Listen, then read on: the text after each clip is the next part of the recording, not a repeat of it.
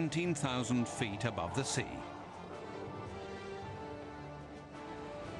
This is a high adventure, the kind of thing that any red-blooded American boy would want to be involved in. The challenges are there, but the rewards are even greater. That's the framework within which we interpret our scientific data.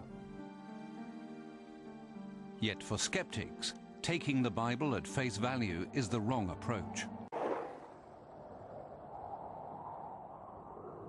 Best known in Western culture is the biblical story of Noah. According to the book of Genesis, Noah was approached by God and warned that a massive flood was on its way, a flood that would wipe out all living creatures as punishment for their wickedness. The Bible does not specify where the ark was built or what route it might have taken, but it does provide a clue about where it landed. A mountain in an ancient biblical land called Ararat, now believed to be in eastern Turkey. It's like saying the mountains of this particular region. Well, the mountain today that goes by the name Mount Ararat is the one prominent peak in that region. This area surrounding Mount Ararat is considered sensitive by the Turkish government. Just getting permission to visit here is a challenge. But for those determined to find Noah's Ark, there is no other destination. Richard Reeves couldn't agree more. He believes eastern Turkey holds the key to Noah's Ark, and he is convinced that he knows where the ship is. According to the Old Testament of the Bible, Noah's Ark came to rest in remote eastern Turkey. One group of explorers claimed that the ship has survived in its original shape to the present day. The story of the amazing discovery began in 1959. At the time, İlhan Duripınar was a captain in the Turkish army. His job involved studying photographs for a military mapping project. One day, while scrutinizing images, an odd shape caught his attention. It looked just like a ship, encased in the remote foothills of eastern Turkey. Puzzled, Captain Duripınar alerted his supervisors. Some U.S. newspapers.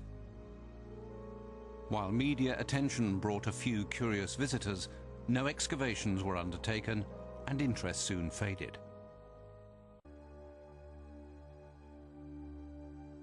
And that takes explorers back to the Middle Eastern region specified in the Bible as the Ark's landing point.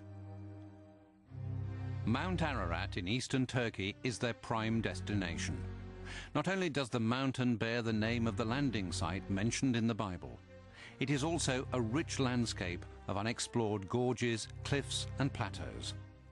Once an active volcano, it is now a sleeping giant. Over the years, John Morris has made 13 trips to Mount Ararat in search of Noah's Ark. He is well aware of the dangers, both natural and political, that come with the remote territory.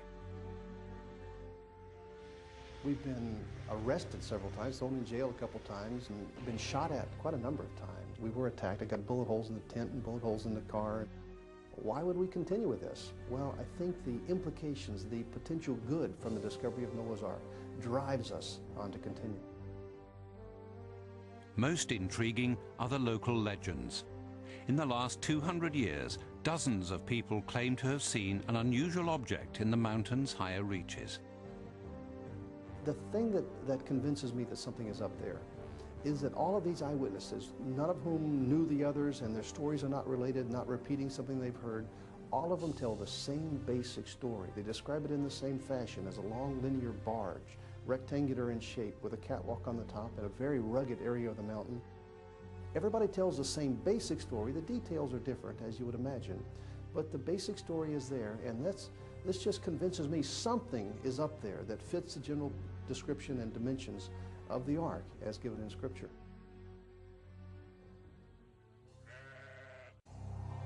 With so many reported sightings, the long barge-like structure should be easy to locate.